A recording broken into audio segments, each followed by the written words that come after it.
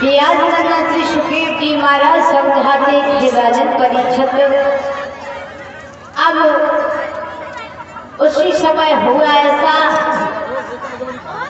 जयमाला जब सीता जी ने डाल दी है और राजा जनक ने अपने घर में मंडप को गड़वाया, तो उसी समय सब बारात वालों को दरबार में बैठा लिया भोजन कराने के लिए। तो हुआ ऐसा, अब जब बारात वाले खाना खाते हैं तब माता मेरी गालियां दिया करती है कि ऐसे ऐसे समधी मेरे घूरे पे पड़े, ऐसे ऐसे समधी मेरे छप्पर पे डरे हैं, ऐसी ऐसी गालियां देती करती, जाने कौन से भेद में के गालियां देती हैं। और पहले की माता मेरी बड़ी सुंदर सी गालियां दिया करती थी। तो अब सब बारात वाले चुपचाप से खाना खाए रहे, तो एक सहेली बोली, समझ आए कि बेना जब बताओ, जब बारात वाले बैठी थी बोली कछु नहीं रही, चुपचाप बैठी, इनसे ऐसी कछु बात कहो। बिल्कुल सोई ने बोली उठी। तो एक सहेली बोली, बेना देखो कहे, हाँ जरा बोलती नहीं कछु। अच्छा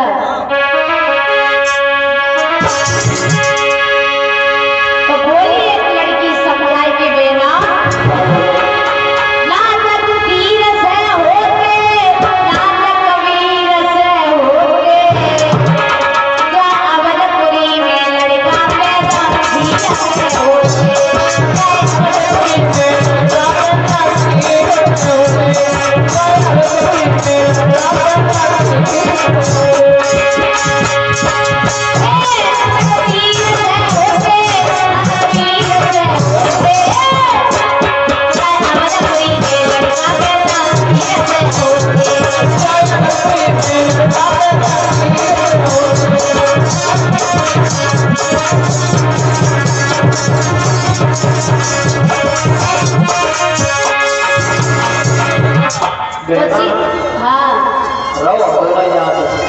अच्छा उसी समय शेष अवतारी लक्ष्मण जी कहने लगे, भैया क्योंकि जो चारों भाई थे खीर से पैदा हुए थे और इनका खीर से ही जन्म था, तो अब जो शेष अवतारी लक्ष्मण जी बड़े खड़तर रहेंगे, सुना कि तो बोल रही है भैया रुको हम क्यों नहीं जा, तो बताओ तुम्हें पता है कि जनकपुरी की लड़की कैसे पैदा होती, बताए कोई खड़े होकर के बोले,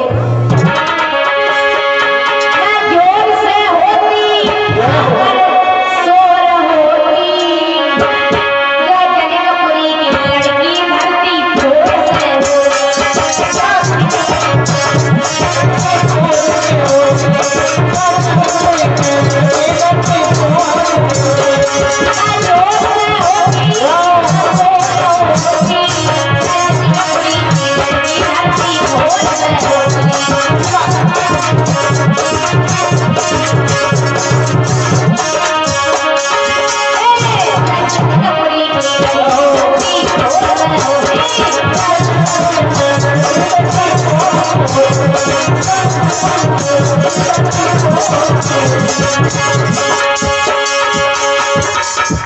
उसी समय जवाब दिया, न जोर से होती न शोर कर होती, और जो जनकपुरी की लड़की धरती शोर से होती।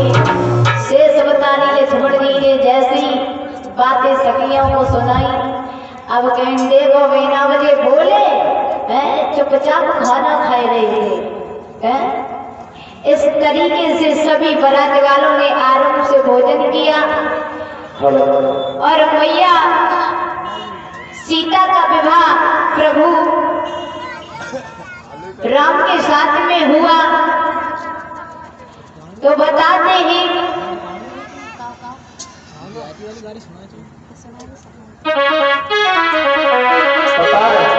हाँ आजकल गाड़ी कौन से नहीं जाती, कौन सी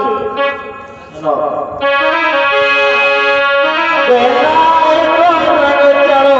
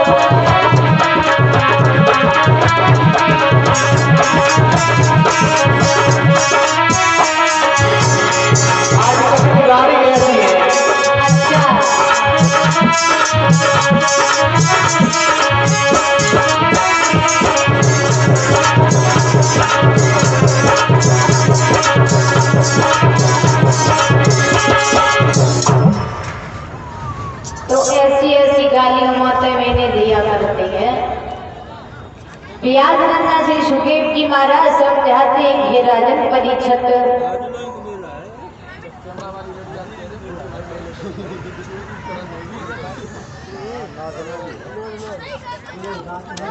आज मैया का विवाह सीता का मर्यादा भगवान के साथ हुआ, यानी चारों भाइयों के विवाह हुए थे उस समय। आज बारात को लेकर के बड़े विधान के द्वारा विदाई की है। राजा जनक ने अपनी बेटी को ससुराल के लिए जब भेज दिया, बोलिए मर्यादा पुरुषोत्तम भगवान की, सच्चे दरबार की। तो माता बहनी देखो बधाई जरूर डाल ली हो आज में राम की विवाह के लिए है, सभी लोग खुशी मनाओ। फिर देखेंगे इसके बाद कि भगवान श्याम सुंदर जेल खाने में अवतार किस तरीके से ले रहे हैं।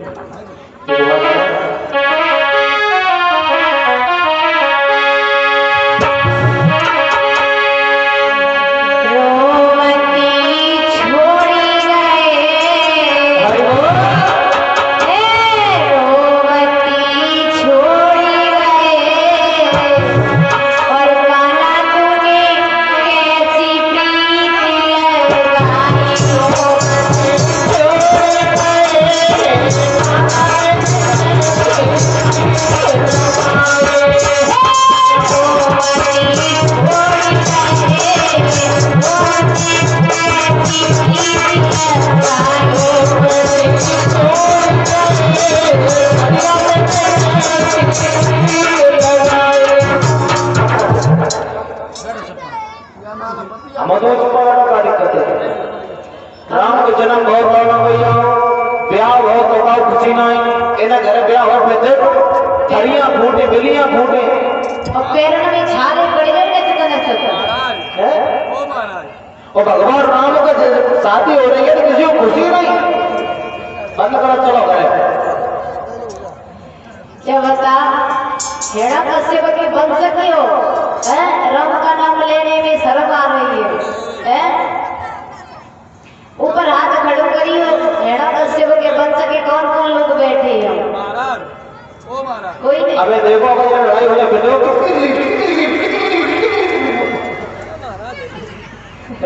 आवाज दे क्या आवाज सभी लोग बोलेंगे और माता भी नहीं बताई जाएगी है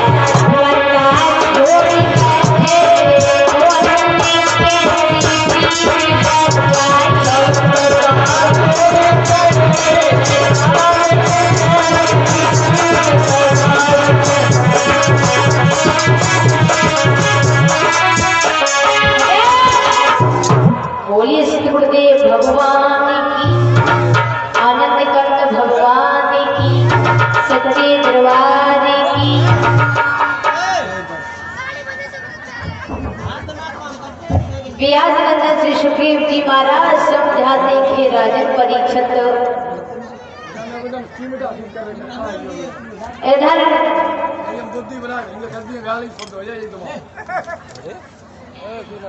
श्री सुखदेव जी महाराज समझाते थे राजन परीक्षित देखेंगे भगवान कन्हैया का अवतार मथुरा के जेल खाने में कैसे हुआ था। मथुरा की नगरिया में जो आयुध नाम के एक राजा हुए थे, इनके दो पुत्र थे देवक और उग्रसेन। हुआ ऐसा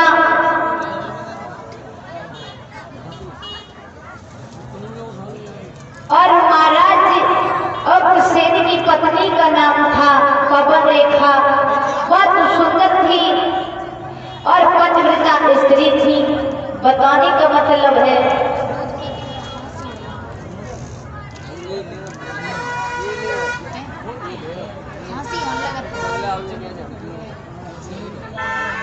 उसी समय हुआ ऐसा जो मैंने उस दिन भी बताया था, जो श्रीमद् भागवत में जो पतिव्रता नाम का शब्द आता है, वही स्त्री पतिव्रता बताई गई जो अपने पति की सेवा करे, सास ससुर की सेवा करे, घर परिवार को लेके चले, वो स्त्री पतिव्रता बताई गई। माता मैंने सही सही बताई हो, भगवान के दरबार में बैठी हो, अपने अपने पति के सुबह शाम को पैर छूती हो, ऊपर हाथ खड़ो करी हो, उठाओ हाथ। अब जमाने पड़ते है कि तुम पैर में की कह रही, हम सवेरे तो घूस बुलाते हैं। बता हिन पे तो भैया खातो नहीं खोलो है, क्योंकि लिखा है पिया के मन जो भाए बस सुहागिन वही है, और दिल से उतर जाए बस अभागिनी वही है।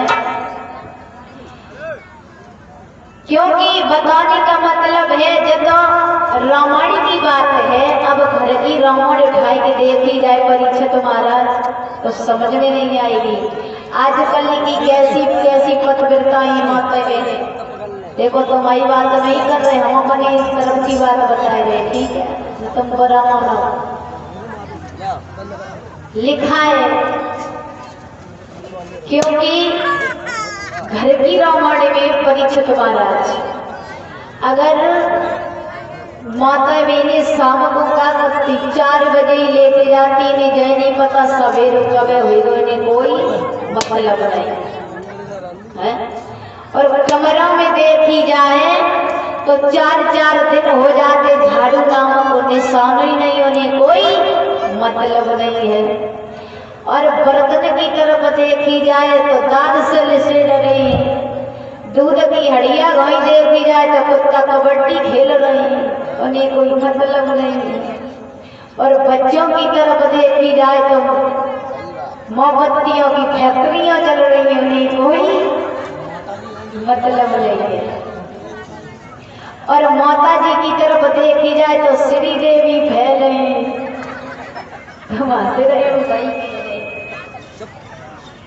बता जे नई रोटी मिलती तुम तो घर चले जाते हो, जाली मत पकड़ो। है गया शौकीन को केवल अपनी कोठरी सजाने का, श्रृंगार चरित्र बनाने का और फिल्मी गाना गाने का है।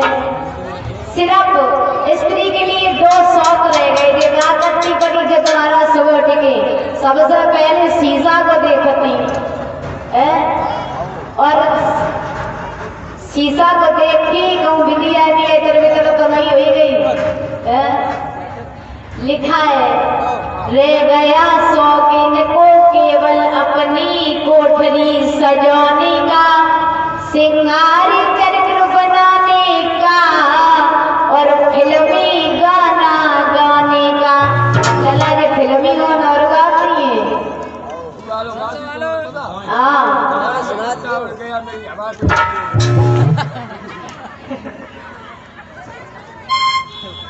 तो जब घर की रामायण है और पहले की माता मैंने इतनी अच्छी अच्छी थी, अपने पति के पैरों को छुआ करती थी सुबह शाम को।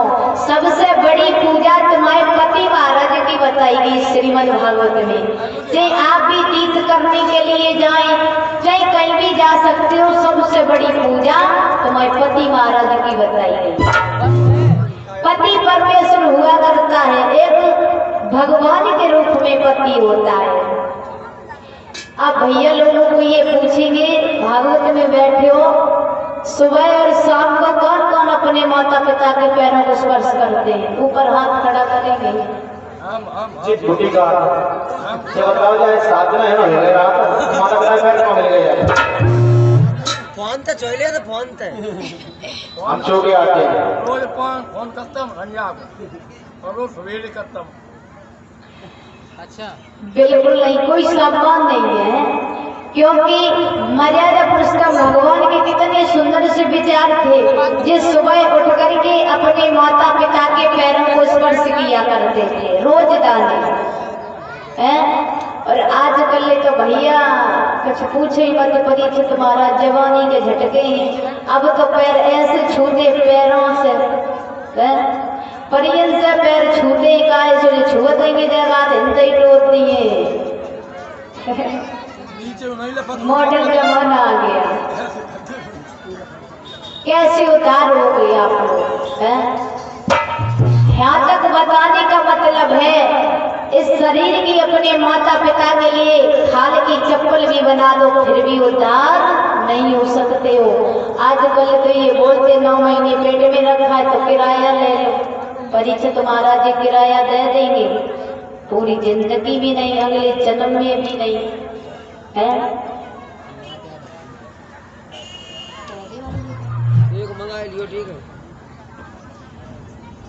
एक मैया रहे और उनके एक बेटा रहे।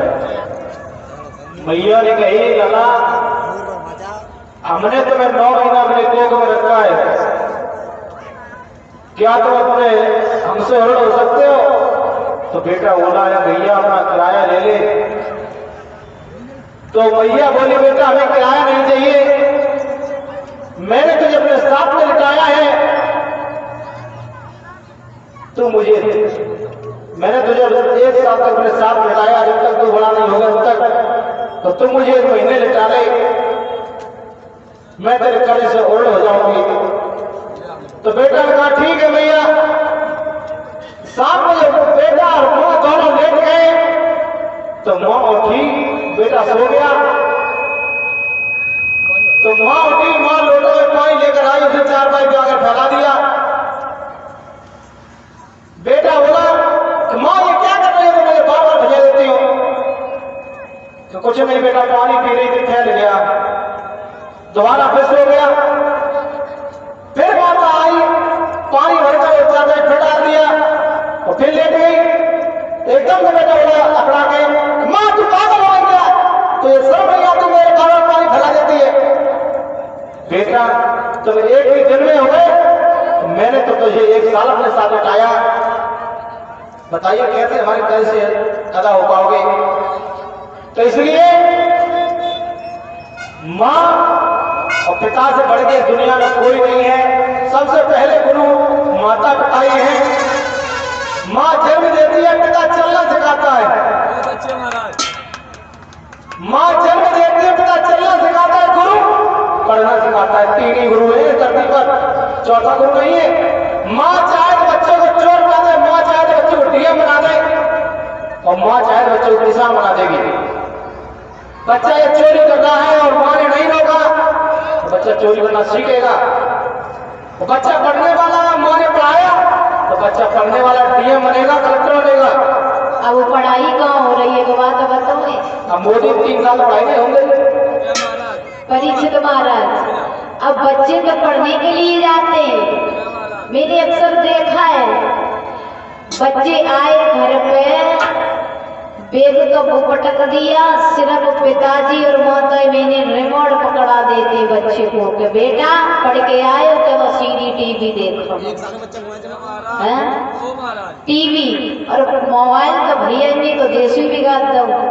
परीक्षित महाराज क्योंकि अपने बच्चे को टीवी दिखा रही है माता पिता, और जब बच्चे टीवी देख रहे हैं, अब पिताजी बोले बेटा जब बताओ जब गोविंदा हीरो जो है तो घूसा कैसे मार रहे हो, तो अब छाती में ही लड़का दे रहे हो, कहे पिताजी घूसा ऐसे गोविंदा मार रहे हो। तो फिर ये बड़े हुए तुम्हारी इज्जत करें परीक्षित महाराज। पता कभी अपने बच्चे को टीवी तो बिल्कुल ही नहीं दिखाएं। अगर हमें कोई पूछे कि ये कौन सी हीरोइन है, ये कौन सा हीरो, भी नहीं बता सकते परीक्षित महाराज। मैंने कभी अपनी जिंदगी में इतने बड़े हो गए कभी मैंने टीवी नहीं देखी। सच बताना माताओं, कितनी माताएं हमारी ऐसी है जो महाभारत और रामायण देखती हैं, हाथ ऊपर करो। और कितनी माताएं ऐसी है जो फिल्मी पिक्चर देखती हैं, हाथ उठाओ ऊपर। पता देखो एक बार बात बताई, एक गाना गाया था। अब देखो समय थोड़ा है इसलिए, क्योंकि भगवान के नैया भी अवतार होना है तो 2 मिनट में बताएंगे। एक फिल्मी वालों ने गाना गाया था कि बन्नी बदनाम हुई डार्लिंग तेरे लिए, है बड़ा मजा आएगा वो हंस गए गाय सो। ये तो फिल्मी वालों ने अच्छा गाना गाया, लेकिन लोग अच्छा ये समझते नहीं। बात तो अच्छी है लेकिन उसने अपने अलग रूप में गाया। इसकी पलट ये है, राधा बदनाम हुई कन्हैया तेरे, राधा बदनाम हुई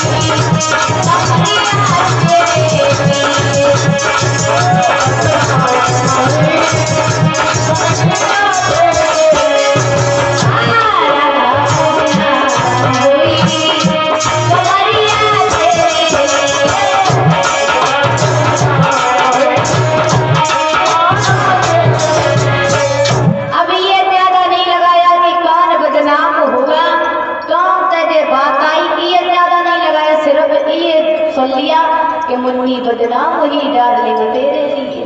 बड़े खुश हो गए फिल्मी वाले जो गाना गाते वो, तो उसमें रहस्य देखो क्या छिपा हुआ है। जब रावण पड़ी हुई परीक्षित महाराज तो कुछ समझ में आए। अब ये फिल्मी वाले रावण को देखे तो ये है हमारे हिंदुस्तान में दुर्दशा। क्योंकि कभी माता भी ने अपने बच्चे को टीवी और फोन बिल्कुल हाथ में मत दे, क्योंकि पूरा भविष्य बिगड़ जाता है बच्चे का। बोलिए परीक्षित महाराज जी की। तो श्याम सुंदर का अवतार जेल खाने में कैसे हुआ था?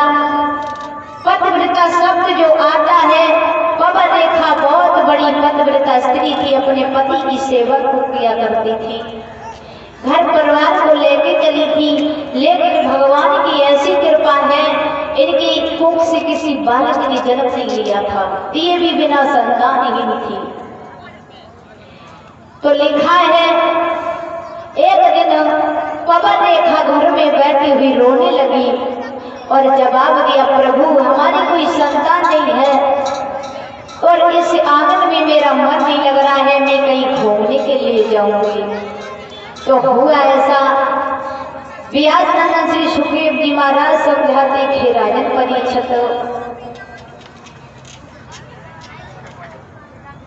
उसी समय महाराज से समझा करके बोली पवन रेखा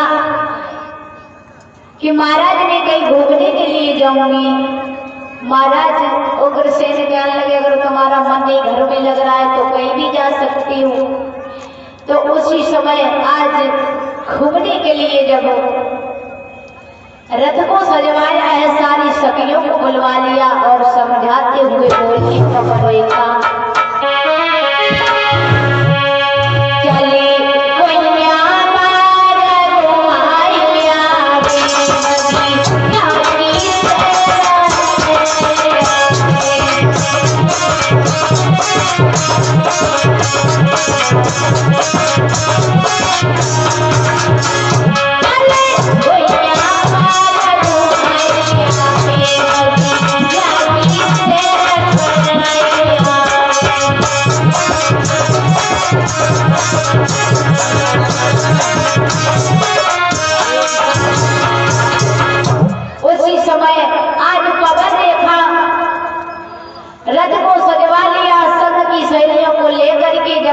है बाग घूमने के लिए।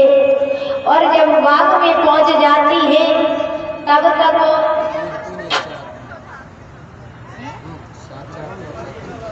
सात और तीन और तीन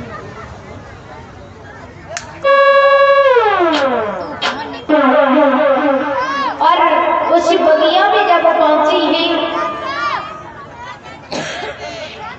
तो हुआ ऐसा, क्योंकि पहले उस बाग में दुर्मल